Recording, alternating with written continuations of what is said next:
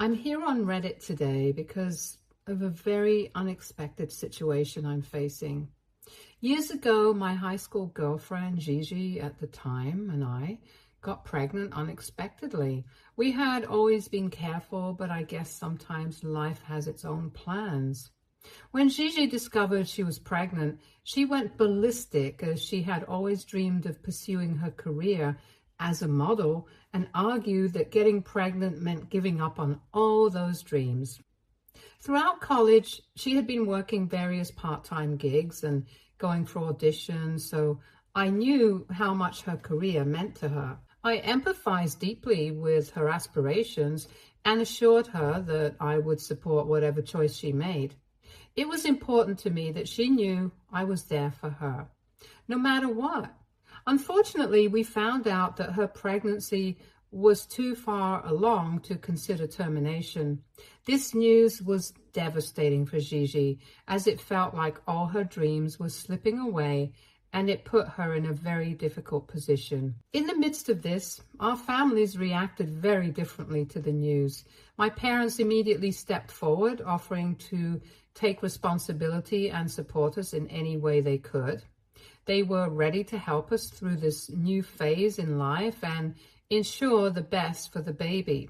However, Gigi and her mother had a completely different perspective. They were vehement about giving the baby up for adoption after birth. Gigi's mom believed that this was the best way to ensure that Gigi could continue pursuing her dreams guilt-free without the burden of motherhood hanging over her head. My parents and I were firmly against this idea. I assured Gigi and her mother repeatedly that I would take full responsibility for the child, promising that Gigi wouldn't have to do anything for our baby if she chose not to.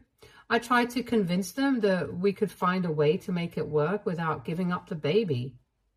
Despite my assurances, they kept insisting that giving up the baby and cutting all contact was the right choice. Gigi was particularly adamant about this because she feared that if she gave the baby to me, there might be a chance I would try to involve her in the baby's life later on. She wanted to avoid that potential drama entirely, ensuring a clean break so she could move forward without any ties or guilt. I spent days begging and reassuring Gigi that after she gave up her parental rights, I would never contact her again about the baby. I promised her that she could go on to live her life without ever having to think about the child, completely guilt-free. Eventually, both she and her mom were convinced, and that is exactly what happened. After Gigi gave birth to our baby girl, Diana, she recovered and resumed her life. My parents and I took on the full responsibility of caring for Diana. Initially, balancing my studies with caring for a newborn was challenging, but I've never regretted my decision. Seeing my daughter grow and thrive brought me immense joy and a sense of purpose.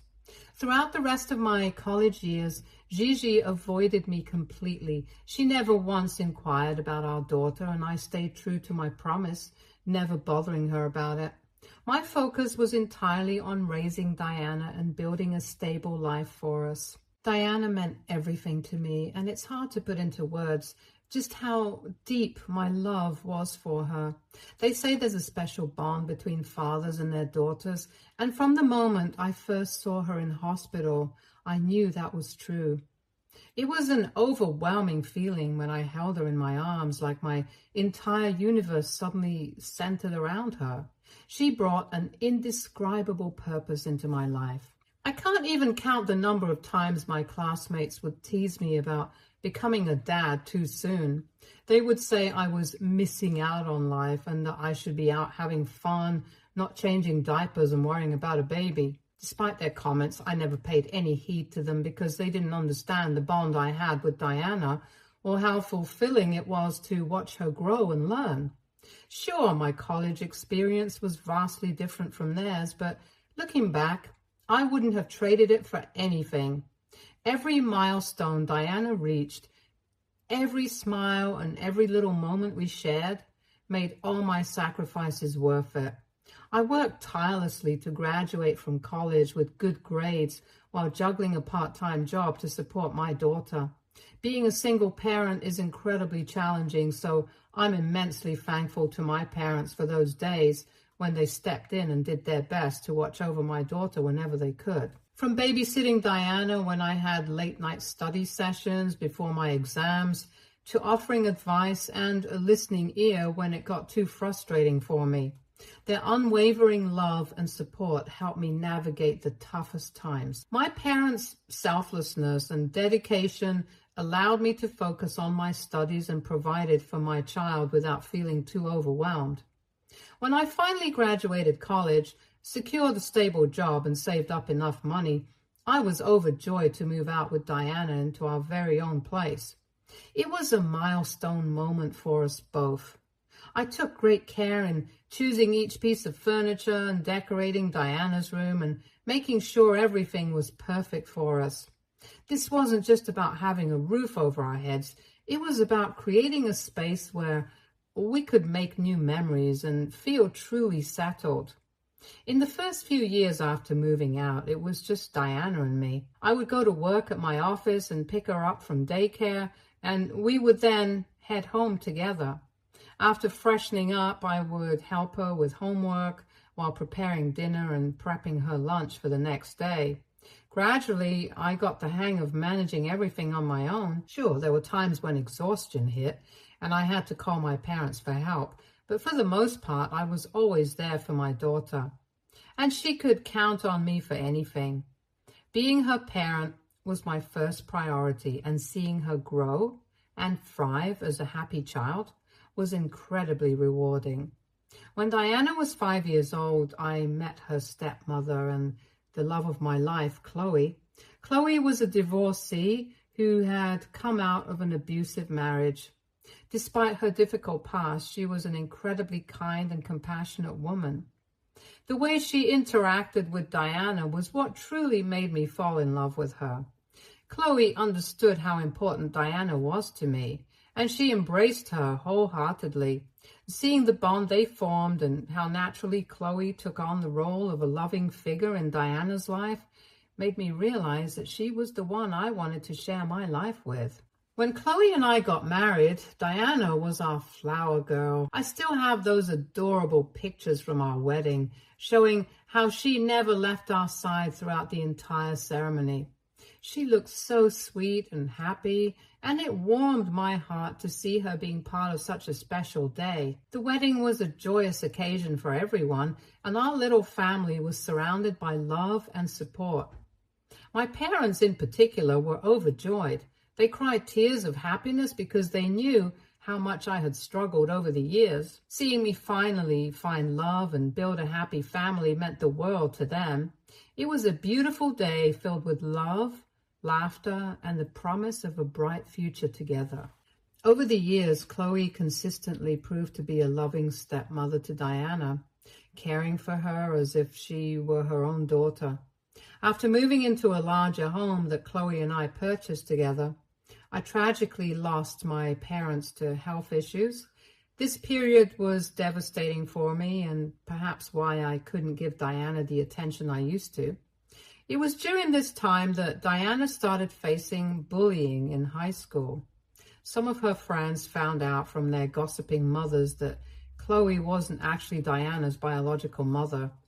It didn't help that Chloe has blonde hair and a sharper nose, while Diana has brown curls and different facial features, making it clear they didn't look alike. When Diana's friends started to tease her about it at school, she became sad and withdrawn. They would say cruel things like her biological mom probably abandoned her because she never loved her, and that Chloe would eventually abandon her too. At the time, I had no idea what Diana was going through. She kept her pain to herself, and it wasn't until things had escalated that I realized how much she was hurting. One day, we received a call from the principal's office because Diana had allegedly attacked another student and broken her nose. When I heard this news, I was shocked to my core because my daughter had always been gentle and kind-hearted. Chloe and I rushed to the school, anxious to find out what had happened. In the principal's office, we learned that Diana had been relentlessly teased by this other girl for a long time. Finally pushed to her limit, Diana had taken matters into her own hands and thrown a stone at her tormentor in a fit of anger and frustration. Hearing about the bullying Diana had endured filled me with a mixture of anger and sadness. I wanted to confront the other child and her parents right then and there, ready to defend my daughter fiercely. But Chloe, always level-headed, managed to calm me down. The other girl's parents insisted that Diana apologize, but I was livid. I threatened to take legal action against them and the school for allowing my daughter to be mentally harassed for so long. I argued passionately, pointing out the severity of bullying and how it had pushed Diana to her breaking point. I made it clear that bullying a minor was unacceptable and that they had no right to let their daughter's behavior escalate to this extent. My strong reaction seemed to intimidate them and they backed down, deciding not to pursue the matter further. I never scolded Diana for what she did because deep down, I understood the pain and torment she had endured for months before finally standing up for herself. It was a heartbreaking situation, but I was proud of Diana for finding the courage to defend herself, even though it came at such a drastic cost. After that incident, I knew it was time to have a candid conversation with Diana about her biological mother, Gigi. Until then, Diana had some vague awareness why Gigi was not part of our lives, but I had never fully disclosed the details to her. I sat down with Diana and explained openly about how Gigi and I had become parents at a very young age and why Gigi made the decision she did to leave us. I reassured Diana that Gigi's choice had nothing to do with her. I explained that sometimes adults are not equipped to take care of children, and that was the case with Gigi. I also made sure to highlight how fortunate Diana was to have Chloe in her life. I told her that Chloe loved her deeply and cared for her as her own child, willing to do anything for her well-being.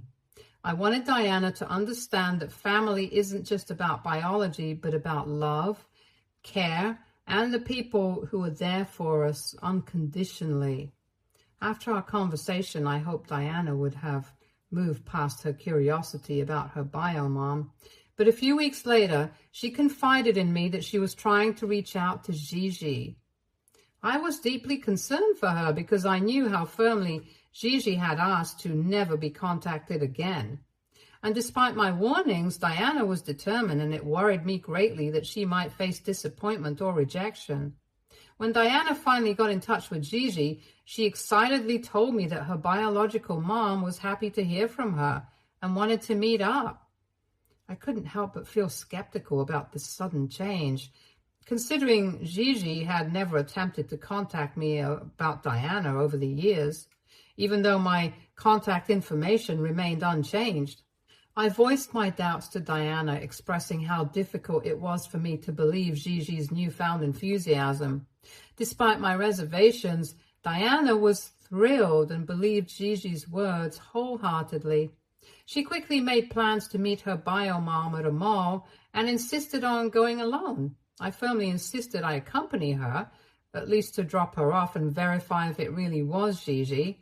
Reluctantly, Diana agreed to my condition. On the day of the meeting, I drove Diana to the mall where she was supposed to meet Gigi. When we arrived, I scanned the crowd anxiously, searching for any sign of Gigi, half expecting her to not even show up. Suddenly, Diana spotted her. She pointed excitedly and my eyes followed her gaze, and there, standing not too far away, was Gigi. She seemed genuinely happy to see Diana, and they embraced warmly. It was a surreal moment seeing Diana reunited with her biomom. I stood back, giving them their space, but keeping a watchful eye. Seeing Diana's smile and the way she interacted with Gigi eased some of my initial doubts. It was clear that this meeting meant a lot to Diana, and despite my concerns, I couldn't deny her the chance to connect with her biological mother. Gigi greeted me politely and assured me that she would bring Diana home after their conversation was done. She expressed gratitude for the opportunity to meet her daughter and appeared genuinely sincere. Feeling a mix of emotions, I decided to leave them to talk and give Diana this important moment. Several hours later, as promised, Gigi returned Diana home. My daughter looked flushed with excitement, clearly having enjoyed her time with her biological mother. When I asked Diana about their conversation, she eagerly recounted how wrong I had been about Gigi for all these years. According to Diana, her bio mother had expressed regret over her decision to not be a part of our daughter's life and seemed genuinely remorseful for her actions. Diana went on to tell me that Gigi wanted to be a part of her life now, and this is what she wanted as well. Hearing Diana's words stirred conflicting emotions within me. Part of me was relieved that Diana had a positive experience with her bio mom and that Gigi seemed sincere in her regret. Yet another part of me felt cautious, still processing the sudden shift in Gigi's stance after all these years. I couldn't help but wonder about the implications of this newfound connection for our family and how it might impact Diana moving forward. Chloe reassured me that I couldn't control the situation and that all we could do was hope Gigi wouldn't harm or emotionally affect Diana in the future. Over the weeks, Diana began regularly meeting her biological mother every other weekend for a few hours. Initially, I was supportive as much as I could be, wanting Diana to explore this newfound relationship. However, I started noticing a pattern. Each time Diana went to meet Gigi, she would ask me for money beforehand. Initially, I assumed it was for personal expenses, but it became clear that Gigi expected Diana to pay for their meals whenever they met. I was puzzled and concerned, so I asked Diana why Gigi didn't offer to cover these costs. Diana explained that Gigi was facing financial difficulties at the time, but assured me that her bio mom was actively searching for a job and would soon be in a better position. As odd as this arrangement seemed to me, I chose to let it go for the sake of Diana's happiness. I wanted to support her in maintaining this relationship with her biological mother without adding unnecessary stress or tension. My priority was ensuring that Diana felt supported and loved, even if it meant accepting certain compromises along the way. However, I began to notice items disappearing from the house. It started with seemingly minor things, such as Chloe's cherished ancestral cups and saucers, which were wedding gifts from her grandmother. Initially, we dismissed it, thinking they might have been misplaced. However, when my wife discovered that some of her expensive clothes and lingerie were also disappearing from her closet, our concern grew considerably. The situation baffled us because we couldn't understand where these missing items were ending up. Naturally, we turned to Diana for answers, hoping she might have some explanation. Each time we asked her, she adamantly swore that she had no idea about the missing items or their whereabouts. She blamed Chloe for being careless and told me that she was probably overreacting. I decided to install cameras in our common areas at my wife's insistence, hoping to catch any potential intruders who might be stealing from us. One day, Chloe couldn't find her wedding ring anywhere. Normally, she would leave it on our bedside table before heading to the gym for her workout. I followed the same routine with my ring because they were both valuable and we wanted to keep them safe from any potential damage in the gym. When Chloe returned home, she couldn't locate her ring despite searching everywhere. She was visibly upset and anxious by the time I got home. We decided to review the footage from our security cameras together to see if they could provide any clues. As we watched the recorded footage, what we saw shocked us and left us questioning everything we thought we knew.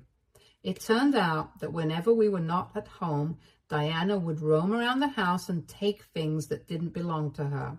As we watched the footage from our security cameras, we witnessed Diana entering our bedroom and emerging with something in her hand, a clear image of my wife's wedding ring. When I confronted Diana about the theft, she initially denied any involvement. However, I calmly showed her the incriminating footage. Her expression turned pale as she realized she had been caught red-handed. Sensing her distress, I asked her gently to explain herself. I wanted to understand why she had resorted to stealing from us. Chloe asked her if she had stolen her clothes and lingerie as well, and this is when Diana burst out crying. She finally confessed that she had been stealing from Chloe for months as a form of revenge. She told us that she had grown to resent the fact that Chloe and I were married. Diana expressed that she wanted me to leave Chloe and to consider reconciling with her biological mother, Gigi, because according to my daughter, Gigi still harbored feelings for me and regretted our breakup. I was pissed hearing my daughter's words. I tried to remain calm but firm as I explained to her that she was being very delusional. I assured her that my love and commitment to Chloe were firm and that her relationship with her bio mother was separate from my marriage. I emphasized that I couldn't undo the past and that her expectations for me to leave Chloe were unrealistic and unfair to me. However, Diana's emotions boiled over when I did not agree to her. She erupted in anger, shouting accusations that I was the one who had abandoned Gigi all those years ago, and asserted that Chloe could never replace her biological mother. She argued that for her sake, I should at least try to be in a relationship with her bio mother, since she has always dreamed of having a family where her bio parents were married to each other. Her outburst shook me deeply. I expressed my frustration, telling her how exhausting it was to hear these childish demands after everything I had sacrificed for her over the years. I reminded Diana of all the love and care Chloe had shown her over the years. I pointed out the sacrifices Chloe had made, the support she had given, and how she had embraced Diana as her own daughter. I told her that she was being ungrateful and unfair by expecting me to leave my wife for Gigi. This is when the situation with my daughter took a disturbing turn, when instead of understanding my firm stance, she made a shocking threat. Diana threatened me that she would falsely accuse Chloe of sexual assault and grooming if I didn't leave her immediately. I was stunned and deeply troubled by her words, unsure of where such ideas could have come from. Diana went on to tell me that she had watched enough documentaries to know that this could potentially put Chloe in jail for life, and I would lose my wife forever. I asked her if she had lost her mind, since this was a pretty serious allegation, and Diana revealed that she was willing to make Chloe's life as miserable as possible, but assured me that it could all stop if I simply started dating her bio mother. I stared at my daughter, and for the first time I felt disgust and fear towards her. She was behaving like a deranged person. Clearly, she had taken her own delusions seriously and had potentially also been influenced and manipulated by her biological mother.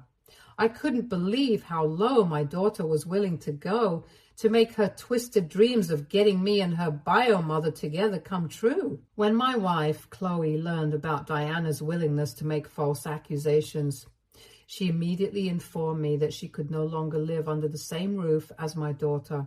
She was concerned that Diana might not be in the right state of mind and that her false threats could irreparably damage our life permanently for no valid reason. I understood her reaction and felt compelled to teach Diana a profound lesson about accountability and responsibility, since she would never learn if I went soft on her after the way she had just threatened us. This is why I informed Diana that since she trusted her bio mother so much, and she was anyways going to be 18 soon, I wanted her to move out immediately and live with Gigi. I assured her that I would continue to support her financially until she turned 18, but I could no longer allow her to live with us. I told her that she needed to fund her own college education or seek assistance from her beloved bio mom. Diana had no idea until then that Chloe had set up a trust fund for her, so she would have never needed to take out a loan for her education. However, given the circumstances, I didn't want my ungrateful daughter to get a penny out of it, so we had decided to not give her any access to it whatsoever. Diana did try to protest and fight back against my decision. She even resorted to making more vile threats about ruining my life and career, but I didn't listen to her. I called Gigi and asked her to come pick up our daughter. That shameless woman had no remorse on her face when I confronted her about why she had put these disgusting ideas into our daughter's head, since this is not how my daughter ever behaved before. Gigi simply shrugged her shoulders, telling me that it was Diana's dream to see us both together and that it was never too late for us to give it a try. I cringed hearing her words and simply refused to interact with her any further after that. I handed Diana some money and watched my daughter drive away with her bio mother after packing up her things. Diana never contacted me after that day, even though I continued to send her money every week. When my daughter graduated from high school, I learned that she had been accepted into a reputable university with a partial scholarship. She needed help covering the remaining fund, and it wasn't long before Gigi contacted me. She told me that I needed to step up and pay the money required since she didn't want Diana to take out a student loan. I told her there were thousands of students every year who took out student loans for completing their education, and Diana should do the same so she could learn the meaning of hard work also. And I told her since she was the one who had put all those poisonous ideas into our daughter's head, she should be the one stepping up since I had done more than enough for Diana. I knew Gigi and Diana couldn't even threaten legal action on me since Diana was now an adult, and any legal obligation would not hold against me anymore. After this conversation, I blocked Gigi for my own peace of mind. Several months passed without any contact from either her or my daughter. However, everything changed yesterday when Diana called me in tears. She sounded deeply distressed and pleaded with me to listen to her. I was in the middle of a very important meeting, but I still left it so I could be there for my daughter. Diana explained to me on the phone how Gigi had not supported her in securing a place at her dream university, causing her to lose her seat. As a result, Diana had no choice but to find work at a fast food restaurant for the time being. Apparently, Gigi did not want her to live at her place for free. Hence, Diana had been paying Gigi rent every month. Diana tearfully asked if she could move back home and apologized to both me and Chloe in person for what she had done. She admitted that I had been right about Gigi all along, but also blamed me for not teaching her any better. Honestly, it is hard to trust my daughter again after what she was willing to accuse my wife of. The thought of her making such false allegations again on Chloe looms large in my mind even today. Despite this, she's still my daughter and I love her deeply, so I offered her what I believed was a fair compromise. I told her that I would pay her rent each month so she could find a new place to live. This would allow her to save her earnings instead of paying rent to her mother. I even told her I would help her out with college eventually. However, upon hearing this, my daughter reacted with anger, hurling insults at Chloe and me. She accused me of being useless and claimed that I never loved her and even wished that I was dead. Her words made me realize how little she had truly learned over the past months. Despite her outburst, I held firm in my decision and refused to give in to her demands. So Reddit, AITA for not letting my daughter move back in and forgiving her entirely for her past actions. Update 1. Clearing up a few things here. Looking back, Diana's behavior was changing a lot towards Chloe every time she came back home after visiting her bio mom. She would sometimes call Chloe degrading words like old hag or witch whenever they had a disagreement. Chloe and I foolishly assumed that Diana was just going through a phase and would eventually grow out of it. Threatening to falsely accuse someone of sexual assault and grooming is a serious thing. Even if Chloe is a woman, it doesn't mean that Chloe could not have gotten in trouble with the authorities had Diana made that complaint against her. How can I ask my wife to stay with my daughter under one roof after that? Also, Diana continues to clearly hate her, so I think it's too risky to let my daughter stay with us ever again. I did not refuse to pay my daughter's college fees out of spite. I felt it was also an important lesson for her to see just how less her mother was willing to sacrifice for her. Also, if tomorrow your child can threaten you with such vile things and you choose to turn a blind eye to them, you are just teaching them that they can get away with anything. God knows what they can do in the future if they're not taught a lesson. Also, all Gigi needed to do was help Diana take out a student loan and be her co-signer. But she clearly chose not to do that. I have talked to Diana, and she has finally agreed to let me pay for her rent. She's looking at new places currently. I took some of your advice, and I will be sending the rent check directly to the landlord of the house so Gigi won't be able to steal the money from Diana. Also, I plan on having a conversation with Diana regarding her going back to college. Of course, this time Chloe won't help out with anything because it's not her responsibility. Update 3. So Diana is all settled into her new home now. She and I recently met up for lunch and we discussed her future plans.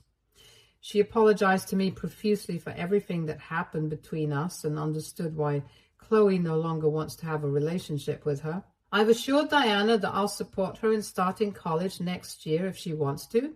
So she has agreed on working hard this year and saving as much money as possible.